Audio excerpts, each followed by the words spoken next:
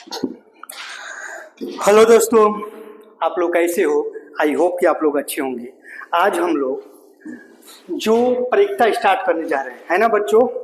देखिए बच्चों, आज हम लोग परीक्षा स्टार्ट करने जा रहे हैं। देखिए परीक्षा अच्छे से पढ़ेंगे, आप लोग वीडियो में अंत तक बने रहिएगा, है ना? तो हम लोग जो परीक्षा है और बहुत अच्छे से पढ़ेंगे। तो और सब बताओ, है ना? देखिए कुछ बेसिक चीज़ परीक्षा के बारे में बता रहे हैं, है ना? तो जो परीक्षा है, परीक्षा में कुछ बेसिक चीज़ के बारे में बता रहे हैं, है ना? देखिए ये तो लाइट वाला है, ये लाइट मध्यम हो गया, धीम हो गया, ठीक। इसको हटाइए और इसको करिए, है ना? तो देखिए तो बच्चों, आप लोग वीडियो को लाइक सब्सक्राइब करिए, सपोर्ट करिए, क्योंकि हम कई महीनों के बाद जो है ना ऑनलाइन आए हैं। अगर आप लोग सपोर्ट करेंगे तो हम डेली आएंगे। तो आप लोग चलिए, है ना? अब देखिए यहाँ पर, तो देखिए बच्चों, परीक्षा क्या है? देखिए परीक्षा जो है ना एक संभावना को प्रदर्शित करता है। परीक्षा जो है एक संभावना को प्रदर्शित करता है, एक पॉसिबिलिटी को प्रदर्शित करता है, और परीक्षा कुछ है नहीं, है ना?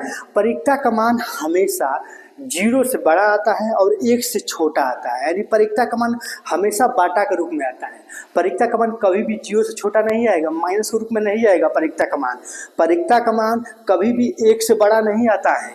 समझ रहे हो ना? जो हम बेसिक चीज़ बता रहे हैं उसको आप नोट कर लो। देखिए बता रहे हैं परीक्षा।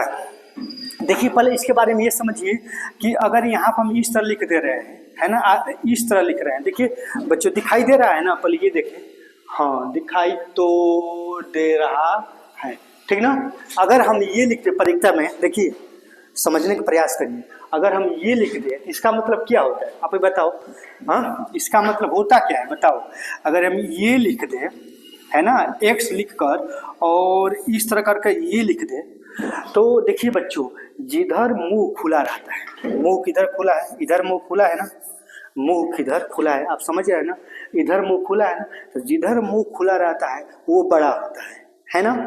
जिधर मुंह खुला रहता है वो बड़ा होता है, और जिधर मुंह नहीं खुला रहता है वो छोटा होता है। अब मुंह किधर खुला हुआ है ना?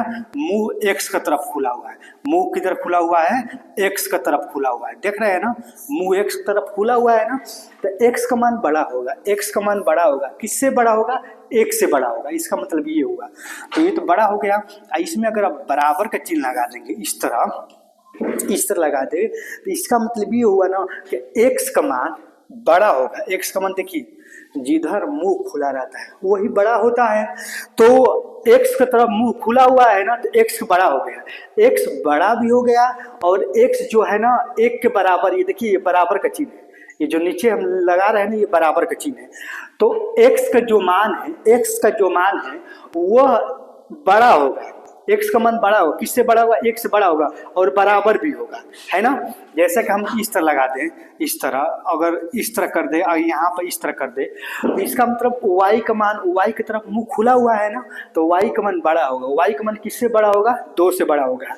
अगर यहाँ पर इस तरह लगाते, ये बराबर का चिन्ह हो गया, है ना? यानी y का मान 2 से बड़ा होगा या 2 के क्या होगा? बराबर होगा, है ना बच्चों? तो आई होप कि आपको समझ में आया होगा। अब देखिए यहाँ पर परीक्षा का मान, कभी भी परीक्षा का मान, देखिए बच्चों, परीक्षा का मान PE, परीक्षा का मान जो होता है कभी भी 0 से क्या होता है? 0 से, देखिए यहाँ पर एक इस तरह चिन्ह लगाए हैं, है ना? ये जिधर मुंह खुला रहता है वही बड़ा रहता है। ये P की तरफ मुंह खुला हुआ है ना, P को मतलब क्या होता है? P माने प्रोबेबिलिटी, प्रोबेबिलिटी यानी परीक्षा। P माने क्या होता है? परीक्षा होता है। यानी परीक्षा का मान जो है ना, परीक्षा का मान है वो क्या होगा? बड़ा होगा। परीक्षा की तरफ मुंह खुला हुआ है ना, तो परीक्षा का मान बड़ा भी होगा और बराबर भी होगा। परीक्षा का मान बड़ा भी होगा और क्या होगा? और बराबर भी होगा, है ना? परीक्षा का मान बड़ा भी होगा और बराबर भी होगा। तो किससे बड़ा होगा, किससे बराबर होगा? 0 से। यानी परीक्षा का मान कभी भी 0 से, देख रहे हैं ना? परीक्षा का मान कभी भी 0 से परीक्षा का मान देख लीजिए बच्चों, परीक्षा का मान, परीक्षा यानी P का मान कभी भी बराबर होता है। ये बराबर का चिन्ह लगाया, किसके बराबर होता है? 0 के बराबर होता है। और जीरो से क्या होता है, बड़ा भी होता है। और परिक्ता का मान कभी भी एक से, देख रहे हैं ना बच्चों, देखिए एक किधर मुंह खुला हुआ है, एक की तरफ, यानी ये बड़ा हो गया। अब पी की तरफ मुंह खुला हुआ है, इसमें नहीं ना, यानी पी छोटा हो गया। पी क्या हो गया, छोटा हो गया। तो पी का मान क्या हो गया, पी का मान एक से छोटा हो गया या एक के बराबर हो गया, एक के बराबर हो गया। यानी परिक्ता का मान कभी भी जीरो के बराबर होता है, जीरो के बराबर होता है, या जीरो से क्या होता है, बड़ा होता है, बड़ा होता है। या परिक्ता का मान कभी भी एक से क्या होता है, एक से छोटा होता है। एक से क्या होता है, एक से छोटा होता है परिक्ता का मान, और एक के बराबर होता है ना। आई होप कि आप समझ गए होंगे। ये एक मूल सूत्र है, इसको आप याद कर लीजिए, क्योंकि परिक्ता का मान हमेशा हमेशा जीरो, या तो परिक्ता का मान जीरो आएगा या तो जीरो से बड़ा आएगा, या तो परिक्ता का मान एक आएगा या तो परिक्ता का मान एक से छोटा आएगा। समझ रहे हो बात को ना। परिक्ता का मान कभी भी एक से बड़ा नहीं आता है, और परिक्ता का मान कभी भी जीरो से छोटा नहीं आता है, जीरो से छोटा यानी माइनस रूप में नहीं आता है। तो आई होप कि इतना आप समझ गए होंगे। अब इसको मिटा रहे हैं।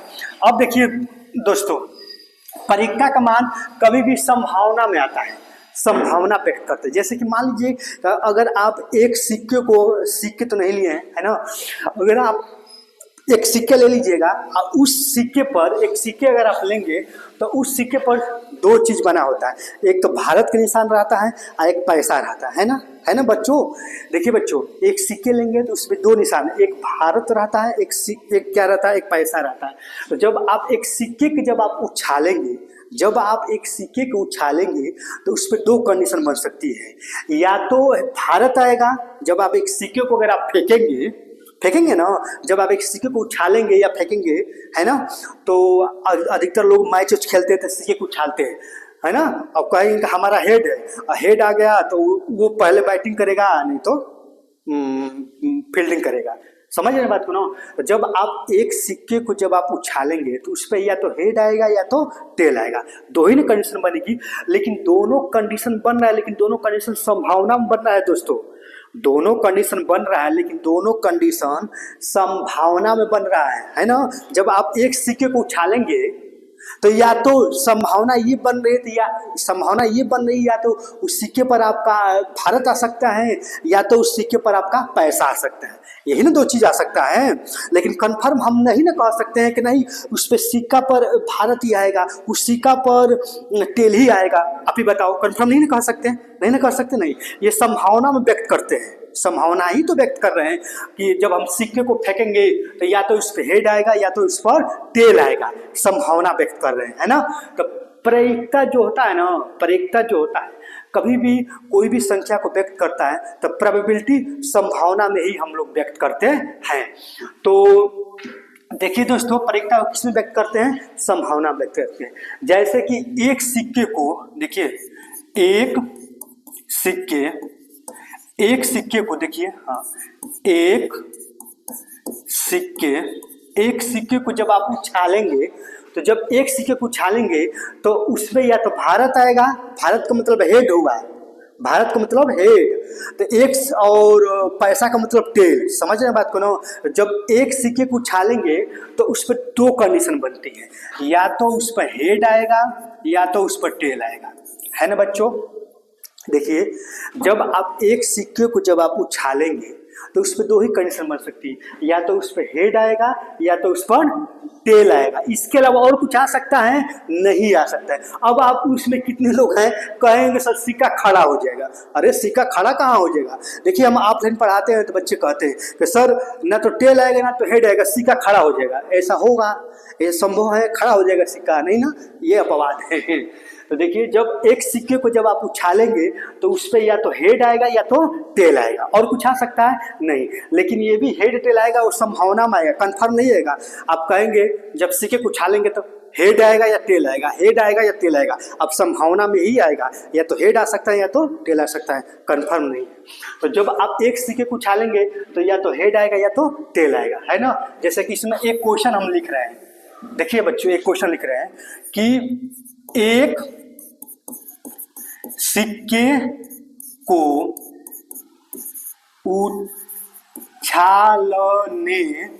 उछालने पर हेड आने आने, देखिए बच्चों हेड है ये, हेड एच, हेड आने की प्रा हेड आने की प्रायिकता है ना। हाँ देखिए, हेड भारत को कहते हैं और टेल पैसा को कहते हैं, समझ में आ रहा है ना। तो जब एक सिक्के को उछालेंगे है ना, देखिए यहाँ पर एक सिक्के को उछालने पर हेड आने की परिकता, तो जब आप एक सिक्के को उछालेंगे तो उस पर दो ही चीज आ सकता है, या तो हेड आ सकता है या तो टेल आ सकता है। तो परिकता कभी भी दोस्तों देखिए, प्रायिकता है ना बच्चों, परिकता कभी भी अनुकूल अनुकूल संभावना, देखिए अनुकूल संभावना बटा में कुल संभावना। देखिए बच्चों आप लिख लीजिएगा, परिकता होता है अनुकूल संभावना बटा में कुल संभावना। यानी कहने का मतलब ये है कि नीचे कुल संभावना, नीचे क्या है कुल संभावना, यानी परिकता होगा। देखिए बच्चों परिकता जब आप एक सिक्के को जब आप उछालोगे तो उसमें कुल संभावनाएं कितनी आएगी, उसमें कुल संभावनाएं दो ही तो आएगी, या तो हेड आएगा या तो टेल आएगा। तो जो कुल संभावनाएं है उसको नीचे लिखेंगे। तो जब आप एक सिक्के को उछालेंगे तो उसमें कुल संभावनाएं कितनी आ सकती हैं, दो, या तो हेड आ सकता है या तो टेल। तो दो कुल संभावनाएं कितनी है, दो है, हेड या टेल, तो दो नीचे लिख देंगे है ना। अब हेड आने की परिकता, देखिए बच्चों जो सवाल में कह रहा है उसको ऊपर लिखेंगे। तो हेड आने की परिकता ये बताइए कि जब दो सिक्के को आप उछाले तो या तो हेड आ सकता है या तो टेल आ सकता है। तो टोटल कुल संभावनाएं दो है ना, तो दो नीचे लिख दिए हैं। हेड कितनी बार आया है, हेड केवल एक बार आया है, तो एक को ऊपर लिख देंगे, है समझ में। देखिए इसमें परिकता में क्या होता है कि जो कुल संभावनाएं होती है उसको नीचे लिखते हैं, और जो आपका सवाल में क्वेश्चन में जो कहता है उसको ऊपर लिखते हैं, है ना। तो जैसे कि जब आप एक सिक्के को जब आप उछालेंगे तो टोटल उसका कुल संभावनाएं दो ही बनेगा, या तो हेड आएगा या तो टेल आएगा। तो जो कुल संभावना है उसको नीचे लिखेंगे। हेड आने की परिकता कह रहा है, तो हेड आने की परिकता केवल एक ही बार है ना, तो एक ऊपर लिख देंगे, यानी 1/2 आपका आंसर आ गया। कितना आ गया आंसर बच्चों, दो आपका कुल हो गया और एक हो गया हेड, एक हेड है, तो 1/2 आपका आंसर आ गया, है ना। तो आई होप कि आप समझ गए होंगे। तो परीक्षा में यही सब है और कुछ है नहीं, जैसे जैसे क्वेश्चन बताएंगे वैसे वैसे उसके बेसिक चीज़ हम बताते चलेंगे। अब चलिए हम स्टार्ट कर रहे हैं, है ना, डायरेक्ट क्वेश्चन स्टार्ट करें। परीक्षा के बारे में आई होप कि आप समझ गए होंगे। अब देखिए कुछ और इसमें है, इसमें क्या है, देखिए एक और है कि एक पीई होता है ना दोस्तों। देखिए पीई एक होता है पीई डैश बराबर 1। देखिए परीक्षा में एक ये भी है कि इसमें एक पीई होता है और एक पीई है ना, पीई डैश है। देख लीजिए बच्चों, ये पीई डैश है बराबर 1 के बराबर होता है। 1 के क्या होता है, 1 के बराबर होता है। अब पीई क्या है, तो पीई घटना घटने की परीक्षा है। पीई जो है घटना घटने की प्रायिकता है ना बच्चों। देखिए पी जो है ना घटना घटने की परीक्षा है, और पीई डैश घटना घटने की नहीं प्रायिकता है। देखिए बच्चों ये पी जो है ना, ध्यान दीजिए तो समझ में नहीं आएगा। पी जो है वो घटना घटने की परीक्षा है, अब पीई डैश, ये डैश लगाए हैं, ये घटना घटने की नहीं परीक्षा है ना। यानी ये घटना घटने की परीक्षा है, ये घटना घटने की नहीं परीक्षा ये है। इन दोनों को जोड़ेंगे तो 1 के बराबर रहेगा, है ना। तो आई होप कि आपको समझ में आया होगा। ये सब जो बेसिक चीज़ बताए हैं ना, तभी आप अगर समझेंगे तभी आपको परीक्षा समझ में आएगा। अगर आप जितने बेसिक चीज़ बताए हैं अगर आपको समझ में नहीं आया है ना, तो फिर वीडियो को पीछे करके एक बार और समझ लीजिए। देखिए दिखाई दे रहा है, तो देखे तो हाँ दिखाई तो दे रहा है ना बच्चों। चलिए अब चलते हम सीधे डायरेक्ट अपने प्रश्नावली पर, ठीक ना। देखिए प्रश्नावली कहाँ गया, इस तरह देखिए प्रश्नावली ऊपर चला गया, है ना। हाँ देखिए बच्चों अब हम लोग आ गए डायरेक्ट अपने प्रश्नावली। प्रश्नावली, हाँ देखिए प्रश्नावली 14.1 है ना। तो प्रश्नावली आपका 14.1 है। इसमें पहला सवाल हम बता रहे हैं,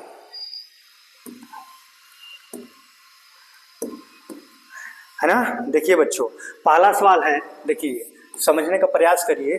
पहला सवाल है आपका प्रश्नावली 14.1 का पहला सवाल है, घटना ई की परिक्ता। देखिए अभी हम जो बताएं, घटना ई की परिक्ता प्लस घटना ई नहीं की परिक्ता। अब देखिए घटना घटने की परिक्ता और घटना नहीं घटने की परिक्ता। देखिए हम बताए हैं ना एक कि पीई जो है घटना घटने की परिक्ता है और पीई डैश जो है घटना नहीं घटने की परिक्ता है। इन दोनों को जोड़ेंगे तो एक के बराबर आएगा। अभी हम बताए हैं ना, तो घटना घटने की परिक्ता पीई और घट प्लस लगाकर, देखिए प्लस लगाया प्लस, और घटना नहीं घटने की परिक्ता किसके बराबर आएगा, एक के बराबर। तो यहाँ पे एक भर देंगे, है ना। आई होप कि आप समझ में आया होगा। अब देखिए क्वेश्चन नंबर पहला हो गया, दूसरा का देखिए उस घटना की परिक्ता जो घटित नहीं हो सकती। अब देखिए जो घटना घटित ही नहीं होती है, हाँ देखिए उस घटना की परिक्ता जो घटित नहीं हो सकती। मान लीजिए कोई घटना है जो घटित ही नहीं हो रही है, कुछ नहीं हो रही है, जो घटना घटित नहीं हो रही है उसका मान 0 होगा, है ना। क्योंकि जब घटित ही नहीं हो रही है कुछ ना कुछ होगा तभी तो कुछ ना कुछ मान होगा। जब घटना घटित ही नहीं होगा तो कुछ होगा, कुछ नहीं होगा। देखिए उस घटना की परिक्ता जो घटित नहीं हो सकता तो उसके जवाब पर 0 भरेंगे, है ना। ऐसी घटना कहलाती है, ऐसी घटना दोस्तों, ऐसी घटना बच्चों आपका यहाँ पर भर सकते हो असंभव या अनिश्चित। यहाँ पर अनिश्चित भी भर सकते हो, अनिश्चित भी भर सकते हो या असंभव भी भर सकते हो यहाँ पर, है ना। दोनों चीज भर सकते हो। तो उस घटना की परिक्ता जो घटित नहीं हो सकती 0 होगा। ऐसी घटना अनिश्चित या असंभव कहलाती है, दोनों लिख सकते हो। अब देखिए आई होप कि आप दूसरा का समझ गए होंगे। तीसरा का चलिए, उस घटना की परिक्ता जिसको घटित होना निश्चित है। अब देखिए मान लीजिए कोई घटना है जो एकदम कन्फर्म है घटित होगा, है ना, यानी घटित होगा यानी कुछ ना कुछ होगा। समझ में आ रहा है ना, घटित होगा यानी कुछ ना कुछ होगा, तो कुछ ना कुछ होगा तो कुछ ना कुछ मान होगा जरूर। यहाँ पर तो कुछ नहीं हो रहा है तो 0 हो गया, है ना। तब यहाँ देखिए क्वेश्चन 3 नंबर, देखिए 3 नंबर, उस घटना की परिक्ता जिसका घटित होना निश्चित है, जिसका घटित होना निश्चित है, तो यहाँ पर 1 भरा जाएगा क्योंकि कुछ ना कुछ घटना घटित होगा तो वहाँ पर 1 होगा। ऐसी घटना निश्चित घटना कहलाती है क्योंकि खुद ही कह रहा है घटना कैसी है, एकदम कन्फर्म निश्चित घटना है। तो उस घटना की परिक्ता जो घटना एकदम माने घटित होना एकदम निश्चित है तो उसका परिक्ता 1 होगा। ऐसी घटना को निश्चित घटना कहते हैं या संभव घटना कहते हैं। यहाँ पर निश्चित भी लिख सकते हैं, निश्चित भी लिख सकते हैं या संभव भी लिख सकते हैं। निश्चित घटना कहलाती है या संभव घटना कहलाती है ना। अब चलिए क्वेश्चन नंबर हम लोग क्वेश्चन नंबर 4 पर चल रहे हैं, माने ये वाला क्वेश्चन नंबर पहला का क्वेश्चन नंबर 4, किसी प्रयोग की सभी प्रारंभिक घटना की परिक्ताओं का योग। अब देखिए परिक्ता के घटना घटने की परिक्ता, घटना न घटने की परिक्ता, टोटल का योग कितना होता है, 1 होता है। तो यहाँ पर 1 भरा जाएगा, है ना। देखिए यहाँ पर लिखा है किसी प्रयोग की सभी प्रारंभिक घटनाओं की परिक्ताओं का योग क्या होगा, 1 होगा। सभी जो भी घटना घटने की परिक्ता, घटना न घटने की परिक्ता, हम बताए ना कि घटना घटने की परिक्ता और घटना न घटने की परिक्ता कितना होता है, 1 होता है। 1 से बड़ा होता ही नहीं है परिक्ता का मान, 1 से बड़ा कभी नहीं होता, हम समझाए हैं, है ना। तो सभी परिक्ताओं का योग कितना होगा, 1 होगा, 1 से बड़ा होगा ही नहीं, है ना। अब चलिए क्वेश्चन इसमें 5 पर चल रहे हैं। किस घटना की परिक्ता, देखिए 0 से, देखिए बच्चों 0 से यहाँ पर 0 भरेंगे, 0 से बड़ी, 0 से क्या होती है, कभी भी परिक्ता का मान हम लिखवाए हैं। देखिए हम लिखवाए हैं इस तरह करके लिखवाए हैं कि कभी भी परिक्ता का मान 0 से क्या होता है, 0 के बराबर होता है या 0 से बड़ा होता है। और क्या होता है बताओ, और 1, और परिक्ता का मान 1 के बराबर होता है या 1 से क्या होता है, छोटा होता है। तो कभी भी देखिए किसी घटना की परिक्ता 0 से बड़ी या उसके बराबर बड़ी की बात कर रहा है ना, तो बड़ी किससे होता है? पीई जो परीक्षा है बड़ी जीरो से ही तो बड़ा होता है, जीरो से बड़ा होता है। और छोटा होता है किससे छोटा होता है? एक से छोटा होता है, एक के बराबर होता है। तो यहाँ पे एक भरा जाएगा, यहाँ पर जीरो भरा जाएगा, यहाँ पर एक भरा जाएगा, है ना। आई होप कि आपको समझ में आया होगा। अब चलिए हम लोग क्वेश्चन नंबर 2 पर चल रहे हैं, है ना। दिखाई दे रहा है ना बच्चों? हाँ दिखाई तो दे रहा है। अब चलिए क्वेश्चन नंबर हम लोग 2 पर चल रहे हैं, है ना। देखिए बच्चों क्वेश्चन नंबर 2 यहाँ पर है ना। तो क्वेश्चन नंबर 2 ये है। अब हम लोग क्वेश्चन नंबर 2 पर चल रहे हैं। देखिए क्वेश्चन नंबर 2 में क्या कर रहे हैं,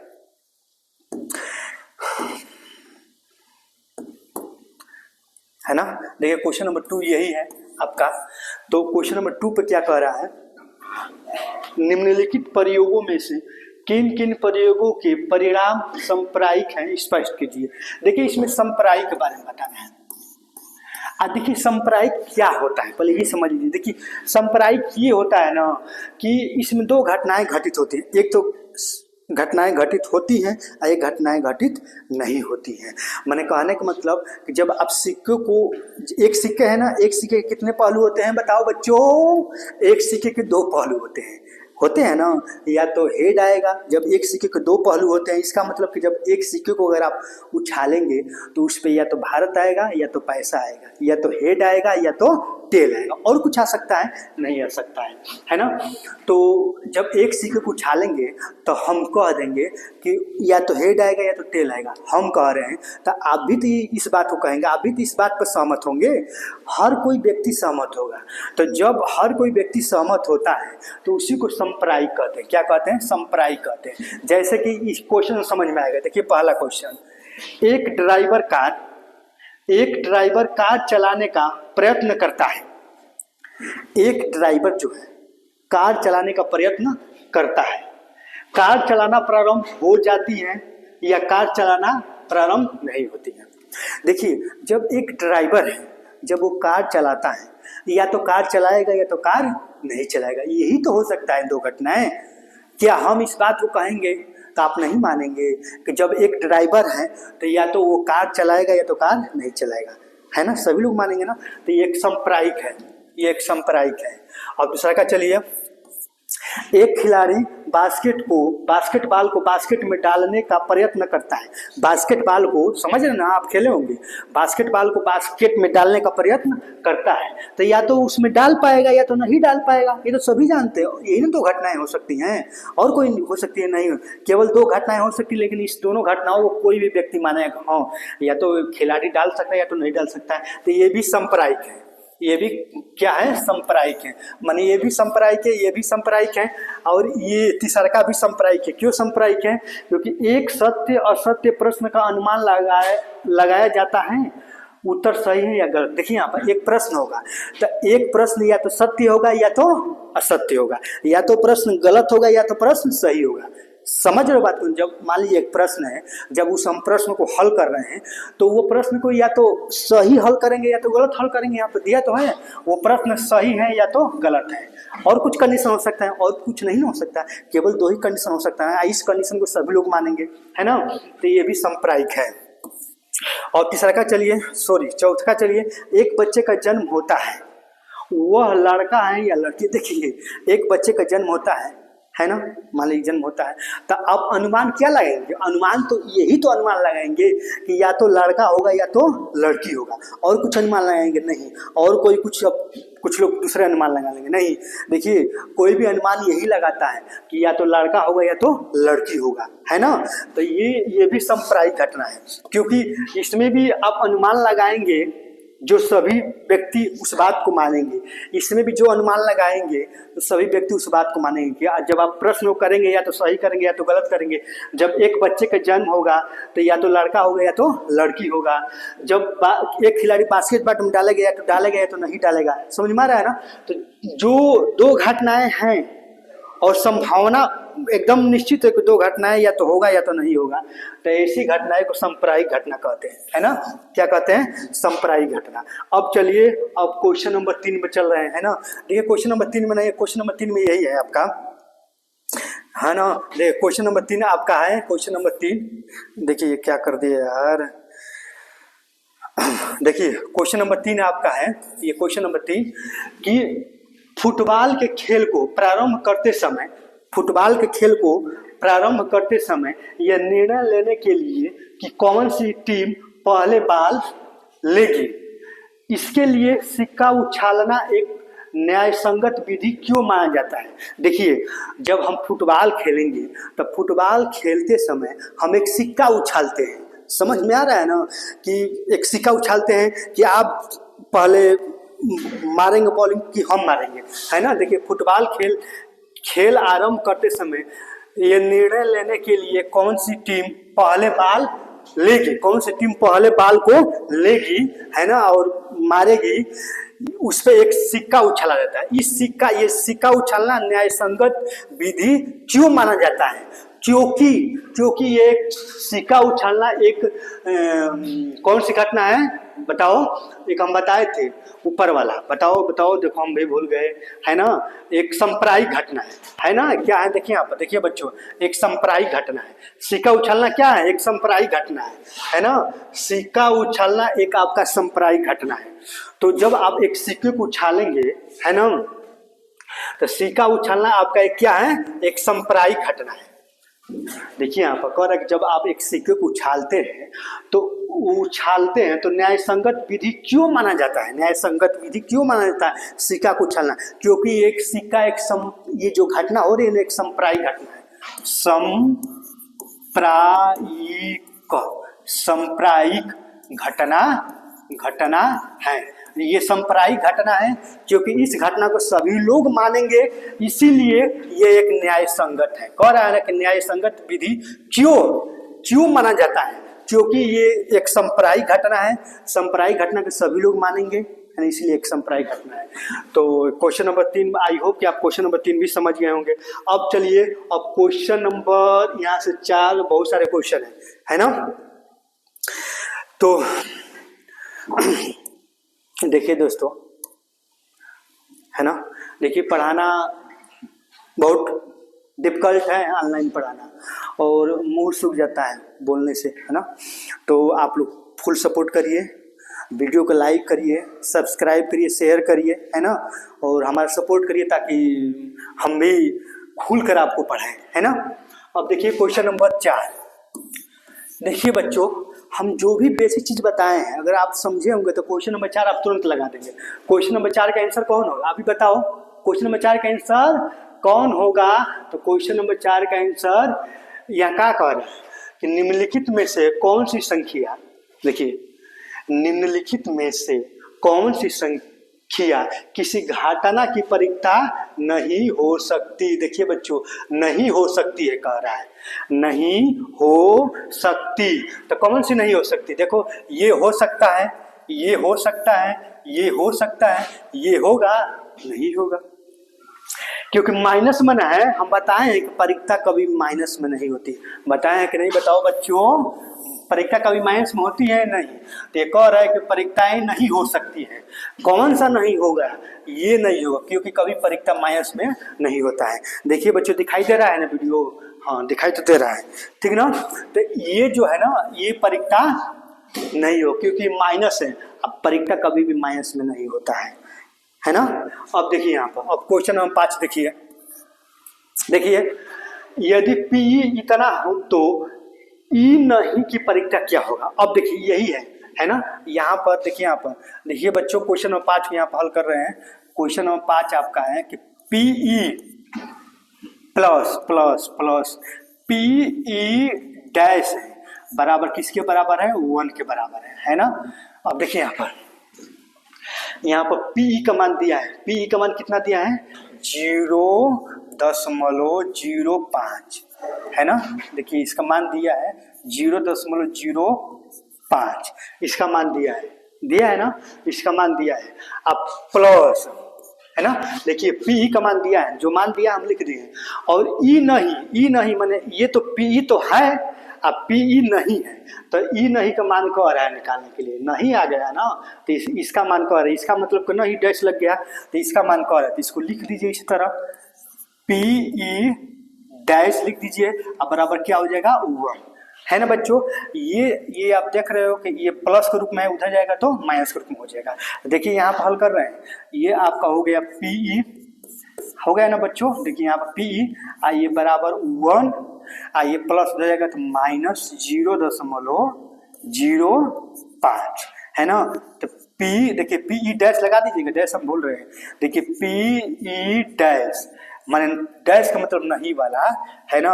अब घटाइए, देखिए 1.00 आप लिख सकते हैं, क्या घटाना है 0.05 घटाना है। अब 0 में से 5 तो जाएगा नहीं, तो एक हासिल लेंगे 10, 10 में से 5 जाएगा तो 5 है ना। ये कितना हो जाएगा बच्चों, यहाँ पर 9 हो जाएगा, 9 यानी कितना आएगा बताओ। जब 1 में से 0.05 घटाएंगे तो आएगा 0.95, यही आपका आंसर हुआ है ना। आई होप कि आप समझ गए, कुछ है नहीं। देखिए यहाँ पर पीई, आप देखिए पीई का मान दिया है, पीई का मान दिया है प्लस पीई डैश नहीं वाला, पीई डैश मतलब नहीं हो गया, नहीं वाला मान निकालना है, क्या है यही निकालना है। अब बराबर 1 के बराबर होता है, ये तो हम पहले ही सूत्र आपको लिखवा दिए हैं। तो ये कुछ नहीं है तो प्लस है, इधर आएगा तो माइनस हो जाएगा, 1 में से ये घटाएंगे तो 0.95 आएगा, यही आपका आंसर होगा है ना। तो आई होप कि आप ये भी समझ रहे होंगे। मिटा रहे हैं, अब क्वेश्चन नंबर 6 पे चल रहे हैं, चले ना। हाँ देखिए क्वेश्चन नंबर 6 पर चल रहे हैं, है ना बच्चों। देखिए क्वेश्चन नंबर 6 चलिए, देखिए क्वेश्चन नंबर 6 चलिए। अरे यार प्यास लग गया। देखिए क्वेश्चन नंबर 6 चलिए, देखिए एक थैले में, देखिए बच्चों एक थैला है, आप समझ ही रहे हैं कि थैले आप समझ गए हैं, है ना। मान लीजिए एक पाकिट है या थैला है जो बनाया था। देखिए एक थैले में केवल नींबू की महक वाली मीठी गोलियां है। देखिए एक थैला है, मान लीजिए का आपका एक थैला है, क्या है एक थैला है, ठीक ना। इस थैले में केवल नींबू की, देखिए एक थैले में केवल नींबू केवल नींबू की महक वाली मीठी गोलियां है। इसमें मालिनी, देखिए आई एम सॉरी बच्चों, मालिनी बिना थैले में झांके उसमें से एक गोली निकालती है ना। उस थैले में बिना झांके हुए एक गोली निकालती है। इसकी क्या परीक्षा है कि वह निकाली गई गोली संतरे की महक वाली है। अब बताइए बच्चों, आप ही समझिए कि एक थैला है, समझ रहे हो ना, एक थैला है, इस थैले में नींबू की महक वाली गोली है, और एक मालकिन है, मालकिन बिना झांके हुए उस थैले में से नींबू की महक वाली गोली निकाल रही है। समझ में आ रहा है ना। तो उसी का परीक्षा बताना है। लेकिन ये तो कह रहा है पहले का कि संतरे की महक वाली। अब बताइए इसमें तो थैले में केवल नींबू की महक वाली गोली है ना, संतरे की महक वाली गोली है नहीं ना, है तो नहीं है, तो उसकी परीक्षा क्या हो जाएगा 0 होगा। जब वो है ही नहीं है तो उसका परीक्षा कुछ होगा, बताओ रे बाबा कुछ होगा, अरे नहीं होगा रे। हाँ देखो बच्चों, ये पहला ये है कि संतरे की महक वाली, तो इसमें तो नींबू की महक वाली है, इसमें नींबू की महक वाली मालकिन डाली है, तो संतरे की महक वाली कहाँ से निकल जाएगा जी। समझ रहे हो बात को ना, अजीब है। देखिए एक लाइन में आंसर आएगा। देखिए संतरे की महक वाली, इसमें संतरे की महक वाली कह रहा है, लेकिन इसमें तो केवल मालकिन जो उस थैली में मालकिन केवल नींबू वाली गोली डाली है, तो संतरे की गोली कहाँ से आ जाएगा, नहीं ना आएगा। तो इसकी परीक्षा क्या हो जाएगा, इसकी प्रायिकता क्या हो जाएगा बच्चों 0 हो जाएगा, है ना। क्योंकि तो संतरे की महक वाली कह रहा है, नींबू की महक, तो डायरेक्ट इसकी परीक्षा 0 हो जाएगा। अब देखिए, अब यहाँ पे देखिए नींबू की महक वाली, अब यह नींबू, अब देखिए यहाँ पर एक थैले में केवल नींबू की महक वाली, अब एक मालकिन है उस थैले में नींबू की महक वाली कुछ गोलियां को डाली है ना। तो जब वो बिना थैले में झाँक के उस गोली को निकालेगी तो कुछ ना कुछ गोली तो निकलेगा ना, कुछ ना कुछ निकलेगा ना। तो इसकी परीक्षा होगी 1, क्या होगा परीक्षा परिक्ता होगी एक इस दूसरे की। अब देखिए नींबू की महक वाली है, इसमें संतरे की महक वाली आ गया, तो इसका तो परिक्ता होगा ही नहीं, तो कुछ नींबू की महक वाली तो संतरे की महक वाली कहाँ से आ जाएगा, तो इसकी परिक्ता 0 हो जाएगा। लेकिन इसकी परिक्ता 1 होगा, क्यों? क्योंकि नींबू की महक वाली ही निकाल रहा है, इसमें भी नींबू की महक वाली कह रहा है, इसमें की नींबू की महक वाली, यानी कुछ न कुछ घटना ये घटित हो रहा है, तो इसकी परिक्ता क्या हो जाएगा, 1 हो जाएगा, है ना। तो आई होप कि आप समझ गए होंगे, है ना बच्चों। अब चलिए इसको मिटा रहे हैं। अब क्वेश्चन नंबर मिटा क्या है, क्वेश्चन नंबर 7 बता रहे हैं। देखिए यह दिया हुआ है कि 3 विद्यार्थियों के एक समूह में, देखिए बच्चों यह दिया हुआ है कि 3 विद्यार्थियों के एक समूह में से 2 विद्यार्थियों के जन्मदिन एक ही दिन न होने की परिक्ता इतना। देखिए यहाँ पर देखिए इस बात को ध्यान दीजिए, मेन पॉइंट न होने की परिक्ता, न होने की परिक्ता इतना है, तो इसकी क्या परिक्ता है कि इन 2 विद्यार्थियों का जन्मदिन एक ही दिन हो। देखिए कहने का मतलब ये है कि 3 विद्यार्थी, कितने विद्यार्थी हैं, 3, तो कह रहा है कि 3 विद्यार्थियों में 2 विद्यार्थियों का जन्मदिन एक ही दिन न होने की परिक्ता। देखिए 3 विद्यार्थी हैं और उसमें 2 विद्यार्थियों का जन्मदिन एक ही दिन न होने की परिक्ता। न होने की परिक्ता माने दोस्तों देखिए, हाँ देखिए न होने की परिक्ता हम बताए हैं ना, ये न होने की परिक्ता दिया है, यानी पी क्या दिया है, देखिए क्वेश्चन नंबर 7 हल कर रहे हैं, क्वेश्चन नंबर 7 यानी पी और ई डैश दे दिया, न ही ना लगाया है कि न होने के परिक्ता, तो पी ई डैश बराबर कितना दिया है बच्चों, पी ई डैश बराबर इतना दिया, इतना दिया, क्या दिया है 0.992, है ना।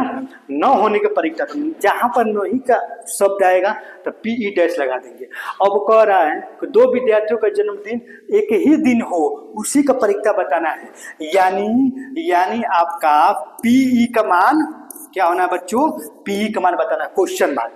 देखिए पीई डैश मतलब नहीं, तो न होने की परिक्ता दे दिया है और पीई का मान निकालना है, तो निकाल लीजिए। आपका हम एक फॉर्मूला बताए हैं कि पीई प्लस पीई डैश बराबर कितना होता है, 1 होता है। तो यहाँ पर देखिए पीई है ना, आप प्लस पीई डैश का मान कितना है, पीई डैश का मान दे दिया है, कितना दिया है 0.992 इक्वल 1 दिया है कि नहीं। अब देखिए यहाँ पर पीई हो गया, अब बराबर 1 है ना, 1 ये प्लस है, इधर जाएगा तो माइनस 0.992।